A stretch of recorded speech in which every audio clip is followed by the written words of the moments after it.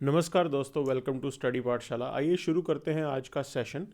तो आज के हमारे प्राइम एजेंडाज में ये 6 न्यूज़ होंगी।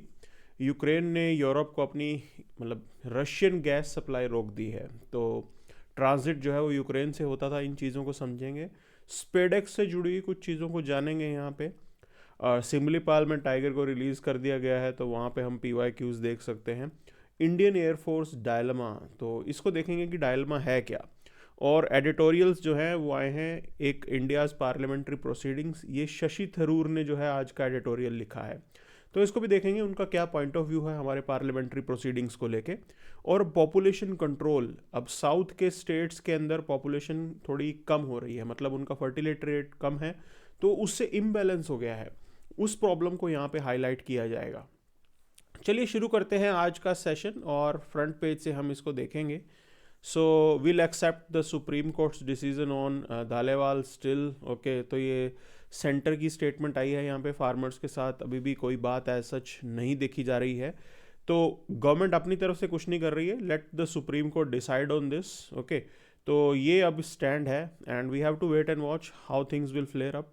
चीज़ें कैसे बढ़ेंगी आगे, तो ये मुद्दा अभी तक गरमाया हुआ है। तो this was the news I was talking about. Ukraine holds transit of Russian gas to Europe. तो इसको थोड़ा समझना इस तरीके से है। देखिए, रशिया से बहुत सारी गैस पाइपलाइंस पूरे मल्टीपल यूरोपियन कंट्रीज़ में जाती हैं, और ये जो यूक्रेन से ट्रांजिट हो रहा है, इसको यूक्रेन ने होल्ड कर दिया है। आइडिया क्या है? देखो, इस कंसेप्ट को बोलते हैं वेपनाइजेशन ऑफ इकोनॉमी। ठीक, कि आपने अपनी इकोनॉमिक एक्टिविटी को एक तरीके से वेपनाइज कर दिया। अब देखो, जब रशिया ने ये गैस पाइपलाइंस बिछाई होंगी, तब तो उनको नहीं पता होगा ना कि एक तरीके से यूक्रेन इसको होल्ड करेगा। आइडिया क्या है? Idea is to dent Russian economy. कैसे भी करके रशियन इकोनॉमी को जो है यहाँ पे डेंट करने का आइडिया यूक्रेन का है। अब यूरोप के सामने भी ये एक तरीके से समस्या वाला पॉइंट है कि क्या ऑल्टरनेट उनके पास अवेलेबल होंगे। तो अगर आप ऑल्टरनेट की बात करते हैं, तो लास्ट के अंदर जब ये यूक्रेन रशिया वॉर स्टार्ट हुआ था, उस समय यूरोपियन कंट्रीज़ ने कतर के जो हेड हैं उनसे बातचीत की थी। Qatar is a major supplier, तो मे बी यहाँ से जो है अब एक ऑल्टरनेट एक्सप्लोर किया जाएगा कि वेस्ट एशिया से कुछ ऐसा गैस या फिर बाकी नेटवर्क फैसिलिटेट किया जाए, ताकि यहाँ पे यूरोप तक जो है वो पूरी गैस मिले। अब देखो, ये टाइम बहुत इंपॉर्टेंट है, बिकॉज विंटर्स, अभी इस समय विंटर्स चल रहे हैं, और कहीं ना कहीं एक बड़ा क्राइसिस जो है वो यूरोप के अंदर बन सकता है, स्पेसिफिकली जो ईस्टर्न यूरोप के कंट्रीज़ हैं इनके अंदर। तो ये अब देखना होगा how things will proceed after this. अब हम यहाँ पे कुछ एक PYQs देखते हैं। तो ये 2005 का क्वेश्चन है। ये कह रहा है the main constituent of liquefied petroleum gas is methane. ठीक है, तो सेकंड स्टेटमेंट कह रहा है methane can be use directly for burning in homes and factories where it can supplied through pipeline. Okay, तो ये स्टेटमेंट यहाँ पर डाली है। अब देखिए, मैं आपको एक बात बता दूँ, हम अब सोचते हैं कि असर्शन एंड रीजनिंग 2023 में इंट्रोड्यूस हुआ। ये देखिए 2005 का क्वेश्चन है ये, ठीक है ना। तो पहले भी ये असर्शन रीजनिंग होता था। तो LPG की बात करेंगे, इसके अंदर हाइड्रोकार्बन गैसेस होती हैं, और LPG it is extracted from crude oil, natural gas से इसे जो है आप एक्सट्रैक्ट करते हो। कंपोनेंट्स क्या हैं इसके अंदर? नॉर्मल कंपोनेंट्स ऑफ LPG जो हैं प्रोपेन है, ब्यूटेन है, और small concentration of other hydrocarbons. ठीक, अब सेकंड स्टेटमेंट ये कह रहा है कि methane can be use directly for burning in homes and factories, it can be supplied through gas pipelines, उसके थ्रू मीथेन को पहुंचाया जा सकता है। तो फर्स्ट स्टेटमेंट यहाँ पे आपको कहीं ना कहीं मीथेन तो नज़र नहीं आ रही है कहीं पे भी, प्रोपेन है, ब्यूटेन है, ठीक है ना, तो उसको यहाँ पे हाईलाइट किया है, और थोड़े बहुत जो हाइड्रोकार्बन्स होते हैं। तो फर्स्ट स्टेटमेंट थोड़ी गलत है यहाँ पे। ठीक, कि मेनली जो है मीथेन होती है, नहीं, मेनली मीथेन नहीं होती है। मेन कॉन्स्टिट्यूएंट में आप ब्यूटेन और प्रोपेन को लेके चलते हो। क्लियर? तो इस तरीके से first statement wrong and second statement is absolutely right. तो ये इसका पॉइंट है। अब अगले क्वेश्चन पे चलेंगे। ये देखिए आप, with reference to green hydrogen बोल रहे हैं। ये देखिए, हाइड्रोजन को हम ग्रीन कब बोलते हैं? तो हाइड्रोजन जब आप निकालते हैं, या तो आप पानी से अगर आप उसको निकाल रहे हो, ठीक, H2O वाटर से अगर हम इसको एक्सट्रैक्ट कर रहे हैं, तो इसको आप इलेक्ट्रोलिसिस का प्रोसेस पूरा करना पड़ता है। ठीक, उसके अंदर हमें चाहिए होती है इलेक्ट्रिसिटी। अगर वो इलेक्ट्रिसिटी आप क्लीन सोर्स से लेके आ रहे हो, रिन्यूएबल सोर्स से लेके आ रहे हो, तब उसे ग्रीन हाइड्रोजन बोला जाएगा। अगर वो थर्मल वाली है तो उसे ग्रीन हाइड्रोजन नहीं बोलते हैं, कोयला जला के, उसे ग्रे हाइड्रोजन टर्म यूज की जाती है उसके लिए, ठीक है। तो अब ये सवाल ये कर रहे हैं कि it can be directly use as a fuel for internal combustion, ठीक। अब second statement, it can be blended with natural gas and used as a fuel for heat और पावर जनरेशन, ठीक है। It can be used in hydrogen cell as well, okay. अब देखो ये तीन statements यहाँ पे दे रखी हैं। Wearing using vehicles using hydrogen cells can be powered by green hydrogen, बिल्कुल ये किया जा सकता है। सेकंड स्टेटमेंट अगर आप देखेंगे, नेचुरल गैस को भी हम ग्रीन हाइड्रोजन के साथ मिक्स कर सकते हैं, इससे आप इलेक्ट्रिसिटी भी जनरेट कर सकते हैं, बहुत सारी चीज़ें कर सकते हैं, ठीक है। तो this mixture is known as green, मतलब हाइड्रोजन एनरिच्ड नेचुरल गैस। तो सेकंड स्टेटमेंट भी करेक्ट हो रहा है यहाँ पे। थर्ड, जो फर्स्ट स्टेटमेंट था दैट इज अबाउट कि भी हाँ it can be use directly for internal combustion, बिल्कुल इसका इस्तेमाल किया जा सकता है। तो तीनों के तीनों स्टेटमेंट जो हैं वो आपके सही हैं इसके अंदर, all three they are correct. Clear, चलेंगे आगे, अगले कंपोनेंट पे चलते हैं। तो वी कवर्ड दिस।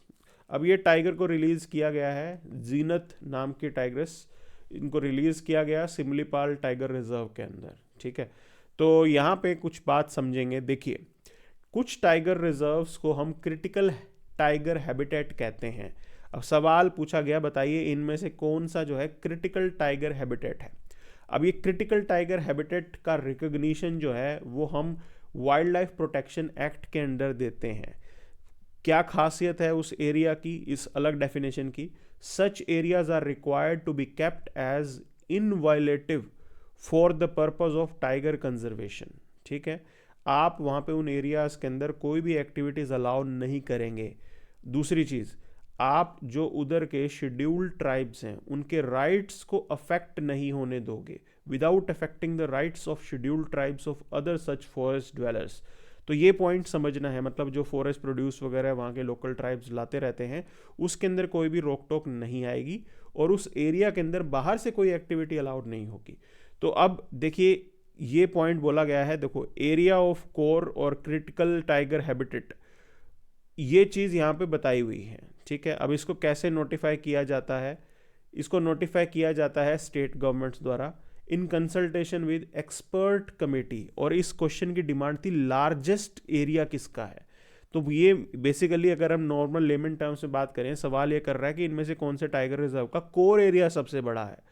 तो कॉर्बेट का core area 821, Ranthambore 1100 something, Sundarban 1600 something, Srisailam, Nagarjuna Sagar Srisailam, okay, इसका एरिया है 2595। ये बहुत बड़ा एरिया है, ठीक है। और वहाँ पे कोर एरिया जो है वो इतना बड़ा उन्होंने रखा है, तो it is going to be C. अच्छा, इस टाइप के क्वेश्चन में कभी कभी क्या होता है कि हमें कंफ्यूज नहीं होना है। अगर आपको पिन पॉइंटेड ना भी पता हो ना, तो एक बार अगर आप सर्च करेंगे कि इंडिया के अंदर सबसे बड़ा बिगेस्ट टाइगर रिजर्व कौन सा है, ठीक है, अगर आप इंडिया के अंदर ये भी अगर आप एक बार सर्च करेंगे टाइगर रिजर्व कौन सा आएगा, तो may be you will get this answer, वहाँ पे भी आपको इस टाइप का आंसर मिलेगा। तो लॉजिक लगा के भी कर सकते हो, ठीक है जी। अब आगे चलते हैं। देखिए, तो अब सवाल है SpaDeX, first of many you can से इसरोज ऑपरेशंस।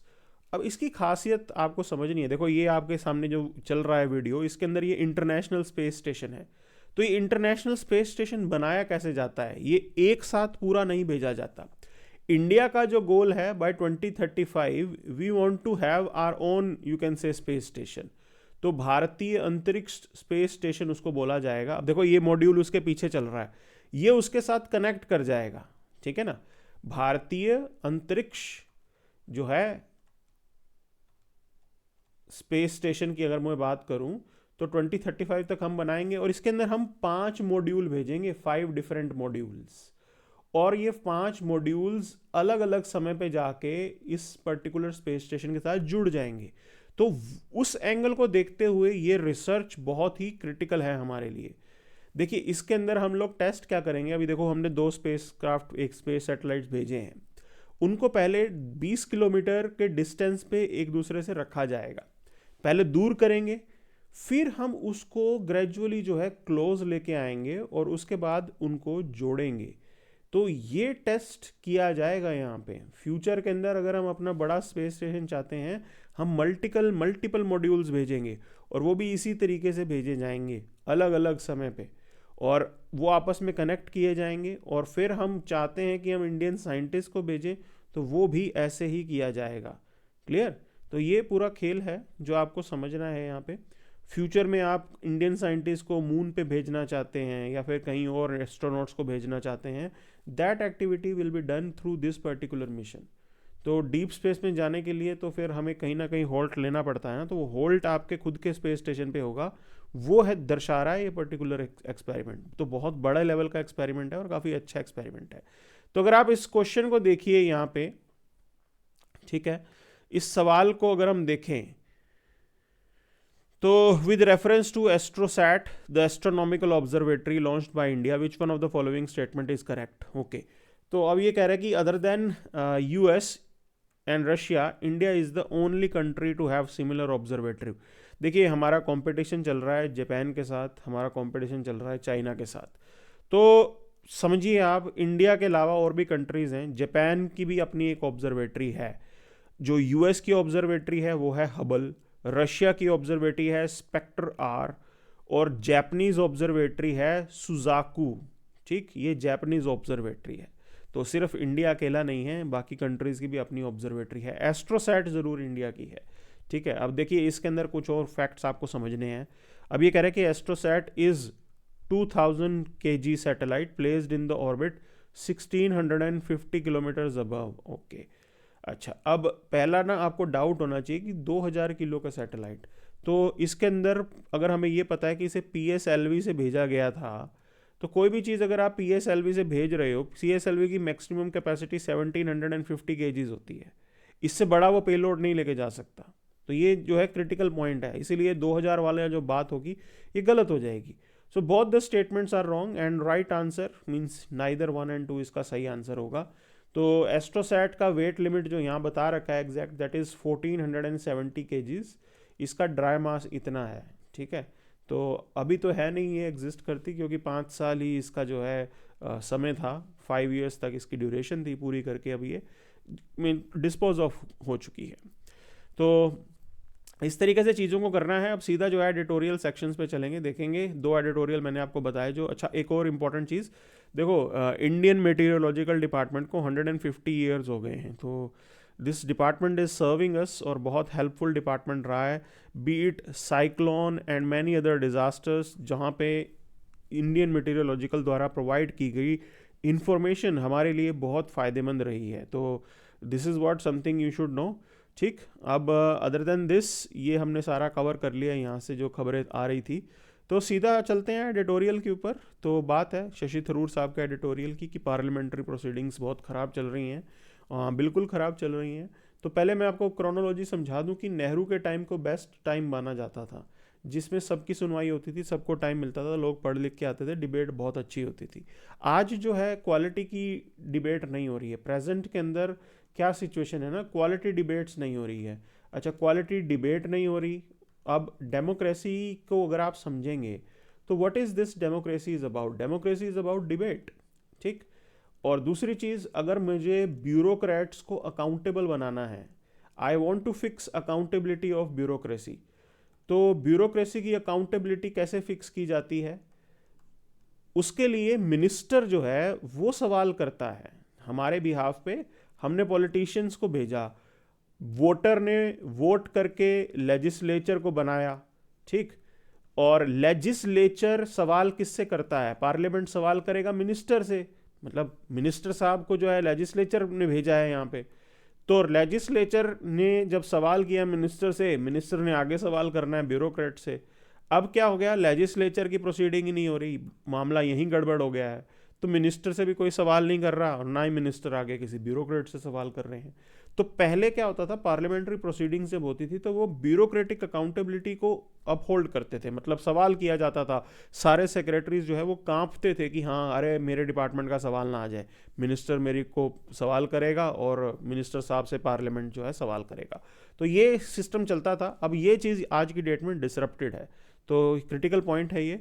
ठीक है। अच्छा, अब ये समझिए आप इम्पोर्टेंस ऑफ डिसेंट, एक इम्पॉर्टेंट पॉइंट इन्होंने बताया है यहाँ पे। तो डेमोक्रेटिक प्रोसेस के अंदर डिफरेंट पॉइंट ऑफ व्यूज होते हैं, क्योंकि इट्स अबाउट डिबेट। डिबेट के अंदर आपको जो दूसरों का पॉइंट है उसको समझना भी है, that is what dissent is about. अब इसको समझने की बात और भी समझिए आपकी प्रेजेंट सिचुएशन क्या है। फ्रीक्वेंट डिसरप्शन होती है, एडजर्नमेंट होती है, पब्लिक सेंटिमेंट क्या है, major ji image how do we see the parliamentarians, आप पार्लियामेंट को कैसे देखते हो। ठीक, इमेज तो डेंट है बिल्कुल, we know that they are not working, ऐसा सोचा जाता है। अच्छा, पास स्टैंडर्ड्स की बात करेंगे, राम मनोहर लोहिया और जैसे वो इतने बड़े लेवल की डिबेट किया करते थे, आज वैसी डिबेट जो है हमें नहीं देखने को मिलती है, और बड़ी ये प्रॉब्लम है यहाँ पे।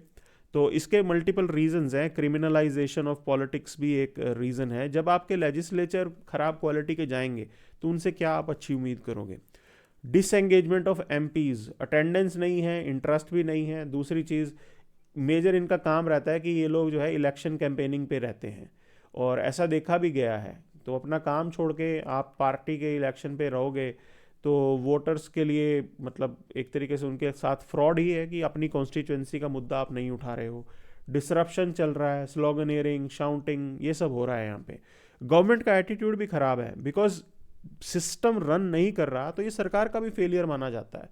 Minimal engagement with opposition, bill pass होते हैं विदाउट कंसल्टेशन, ये प्रेजेंट गवर्नमेंट की प्रॉब्लम है। तो पहले क्या होता था, पास्ट में अगर आप देखोगे तो सिलेक्ट कमेटी को बहुत सारे बिल्स भेजे जाते थे कि आप उसको एक बार स्क्रूटनाइज कर लो। अब बिल्स को भेजा ही नहीं जाता है, ठीक है। तो ये प्रेजेंट सिचुएशन चल रही है। अब सिलेक्ट कमेटी की इंपॉर्टेंट पॉइंट क्या होता था कि उसमें ओपोजिशन के भी मेंबर्स होते थे, तो वो खुल के ऑब्जेक्टिविटी के साथ चीज़ों को डिबेट कर लेते थे। अब वैसा नहीं हो रहा।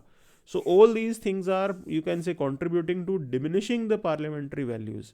ये सारी चीज़ें इम्पैक्ट कर रही हैं हमारे डेमोक्रेटिक सेटअप को। हम लोग ट्रस्ट नहीं करेंगे सिस्टम पे तो बहुत ही नुकसान होने वाला है। Citizen when they start losing trust on the system, वो डेमोक्रेसी ज़्यादा समय तक सर्वाइव नहीं कर सकती है। ये है प्रॉब्लम यहाँ पे। तो नेक्स्ट एडिटोरियल पे चलते हैं, रिवर्सिंग द पॉपुलेशन कंट्रोल। अब देखिए साउथ के स्टेट्स ने क्या अच्छा काम किया, they were successful in population control.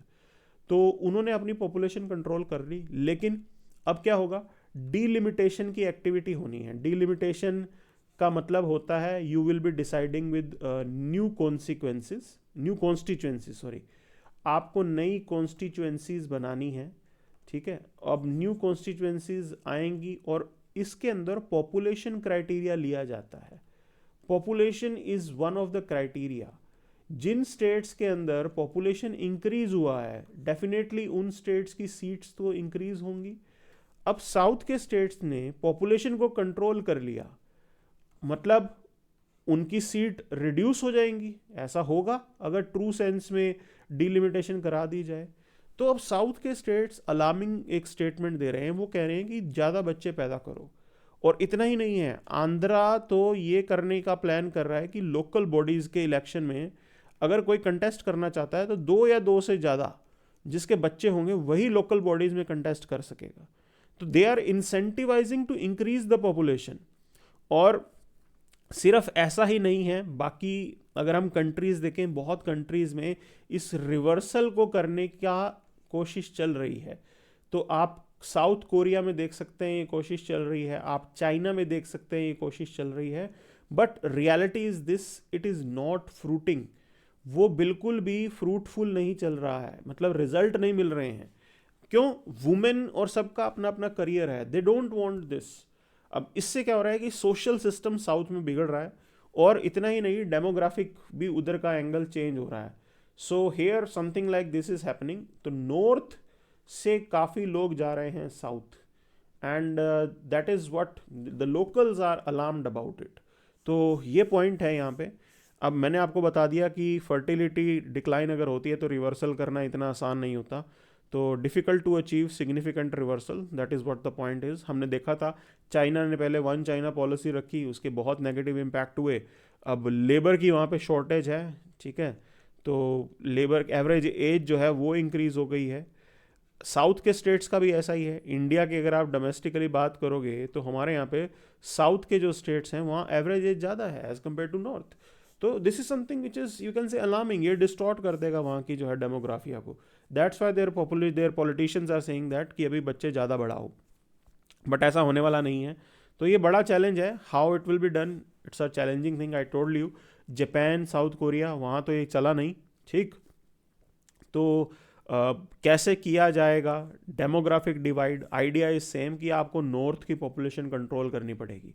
South is already doing fine, जो अच्छा कर रहा है उसको थोड़ी ना आप डिसएडवांटेज पे लेके आओगे. तो that is something that we have to C.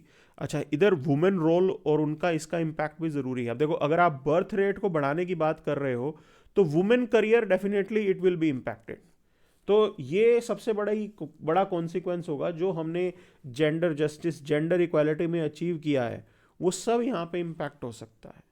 So that is something that will impact the women career, women employees, उन सब के लिए जो है एक ये ख़राब चीज़ भी हो सकती है. ठीक है ना. तो ये सारी चीज़ें हैं. इसको किस तरीके से किया जाए, आपको नॉर्थ की पॉपुलेशन कंट्रोल करनी पड़ेगी. Otherwise these kind of things are going to come up. पहले पास्ट में भी ये सब आ चुका है और दोबारा भी इस टाइप की समस्या जो है वो हमें देखने को मिल सकती है. तो पॉलिटिकल मुद्दा बनेगा इस चीज़ का, और वो बिल्कुल भी सही नहीं होगा कि आप पॉपुलेशन कंट्रोल से पीछे हट रहे हो. That is not a great idea.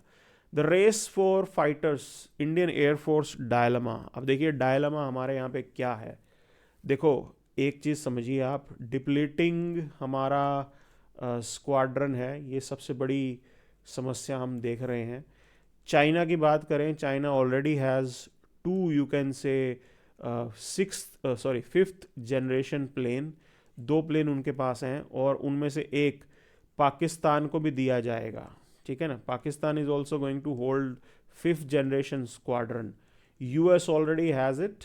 Russians they are already working on it. And not just that, अगर आप थोड़ा डिटेल में जाओगे तो France, Spain, Italy, UK, all of them they are working to have their own, you can say, fighter jet.